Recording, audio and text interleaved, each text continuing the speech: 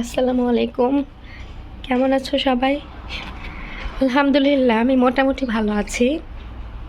তো এই তো রুম থেকে চলে আসলাম বাইরে কাজ কাজ করব। আজকে নব বাসায়, নব অনেক অসুস্থ আমার মতো।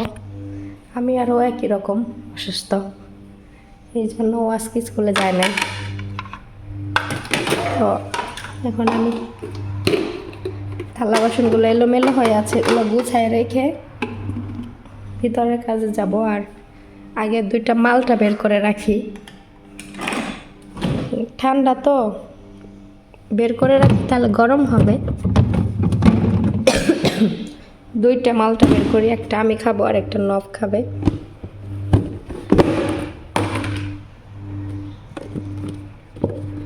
গরম হয়ে গেলে খাইটা দিব নব। তিনটা বের করলাম, ছোট ছোট তো, তিনটা বের করলাম।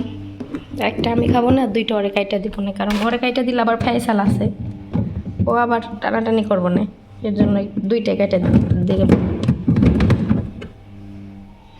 ফ্রিজ সবজি টবজি প্রায় শেষের দিকে, বলতে হবে আনার জন্য। এগুলো একদম খালি করে বলবে, এখনই বলবো না।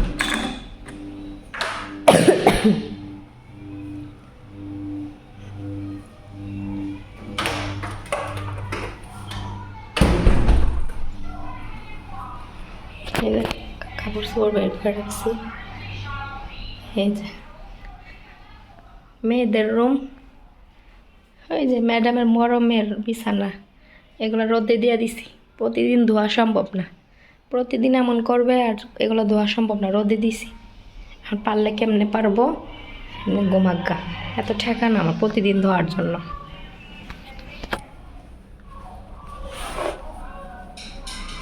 এগুলো এখন কাপড় চাপড় ধুইতে হবে,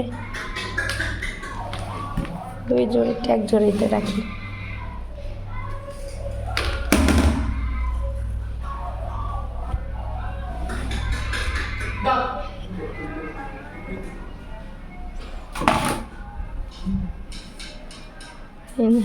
আমার ম্যাডামের হাজব্যান্ডের পাঞ্জাবি, পাঞ্জাবিগুলোও দেবো, হ্যাঙ্গারের থেকে নিলাম।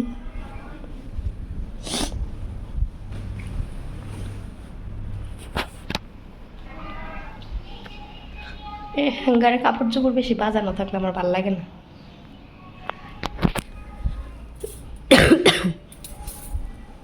ঘরটাও গুছাইতে হবে, এলোমেলো আছে।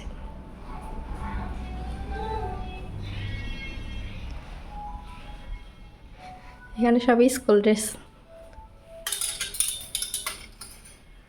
আর এই থেকে সব ম্যাডামের জামা কাপড়। এগুলো সব কিন্তু পরে না, যখন বানায় আবাইত্যার মতো বানায়, তারপরে আবার কি করে ঝুলাই ঝুলাই রেখে দেয়।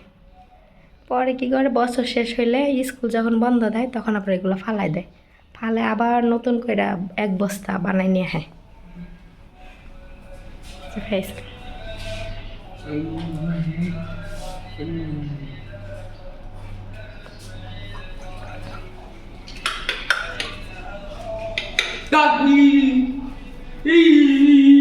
আপেল খেতেছে। যাই হোক, কাজ করি, পরে আবার আপনাদের সামনে আসতেছি। তো ওরা রাহাবার বাসায় ছিল, ওরা অসুস্থ ছিল দেখিয়া স্কুলে যায় নাই। তো ম্যাডাম বাসায় আসছিল 9টার পরে, খাবার নিয়ে আসছে। এখানে স্যান্ডউইচ নিয়ে আসছে, আর একটা চকলেটের বার, আর হচ্ছে একটা পেপসির বোতল। তো পেপসিটা তো আমি এখন খাবো না, কারণ এটা ঠান্ডা, আমার গলা এমনি সমস্যা, তো এটা খাওয়া যাবে না, রেখে দিছি। হয়তো বা গলা যখন ভালো হবে তখন খাবো ইনশাল্লাহ।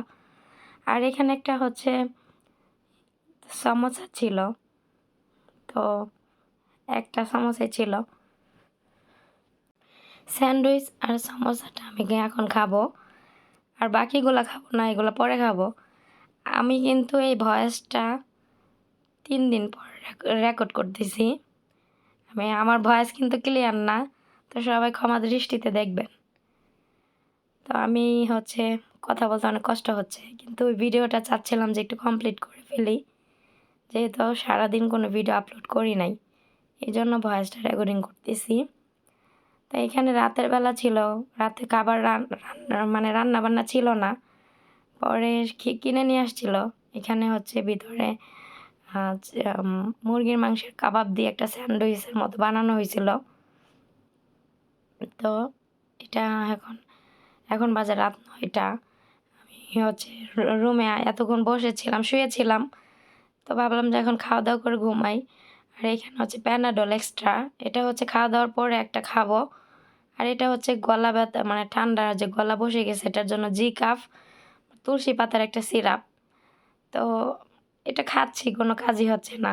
মানে আমার মনে করো যে এখন দেখে একটু কম, তারপরে দেখে আবার বেড়ে গেছে হট করে। তো এটা ছিল গতকালকের পর্ব। আজকের পর্ব দুপুরবেলা আমি হচ্ছে হায়দ্রাবাদি বিরিয়ানি রান্না করতেছিলাম। আসলে আমি যদি বলতাম যে আমি অসুস্থ, আমি রান্না করতে পারবো না, তাহলে ওরা বাহির থেকে নিয়ে আসতো, কিন্তু আমি বলি নাই। কেন, অসুস্থ অবস্থায় যদি তুমি শুয়ে বসে বেশি থাকো, তাহলে তুমি কিন্তু আরও বেশি অসুস্থ হয়ে পড়বা। তো এই জন্য আমি চাচ্ছিলাম যে না, আমি একটু শুয়ে বসে না থেকে একটু কাজের উপরে থাকি, যাতে আমার শরীরটা একটু লাড়াচাড়া লাগুক, আমি একটু সুস্থ থাকি। এই জন্য আমি ওদেরকে কিছু বলি নাই। তো কষ্ট করে হলো আমি রান্না করতেছিলাম হায়দ্রাবাদি বিরিয়ানি। তবে দুঃখের একটা বিষয়, আমি বিরিয়ানির অর্ধেক পার্টটা শেয়ার করছি, লাস্ট পার্টগুলো আমার শেয়ার করতে মনে নাই। আসলে কথায় বলে না যে নিজে ভালো থাকলে সব কিছুই কিন্তু ভালো লাগে, আর নিজে ভালো না থাকলে কোনো কিছুই ভালো লাগে না। তো লাস্টে যে বিরিয়ানির পার্টটা, মেন পার্ট, ওইটুকুই আমার শেয়ার করতে মনে ছিল না। অসুস্থর কারণে আমি কোনো রকম শুধু কাজ করতেছি, এটাই অনেক।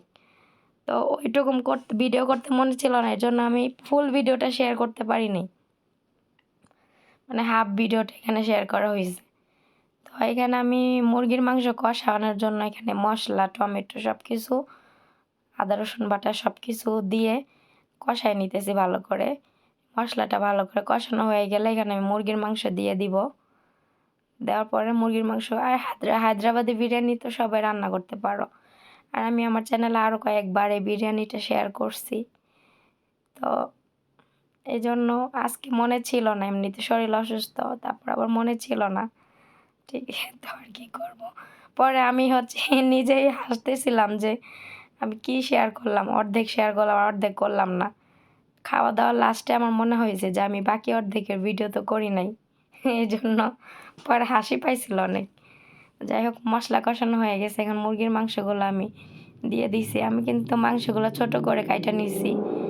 ছোট মাংস বেশি মজা, বড় মাংস কিন্তু অত মজা না।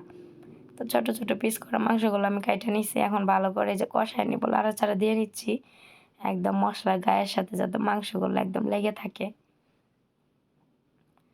আমার কণ্ঠটা মানে এতটাই হয়ে গেছে, আমি ঠিকমতো কথা বলতে পারতেছি না। আজকে কতদিন হয়ে গেল, প্রায় ১ সপ্তাহ হয়ে যাচ্ছে আমি অসুস্থ। ঠিক হচ্ছে না কেন আমি নিজেও বুঝতেছি না। আমি ঘরে এসি ছাড়ি না, ঠান্ডা পানি খাই না, তারপরও কেন ঠিক হচ্ছে না, আল্লাহ মাবুদ জানে।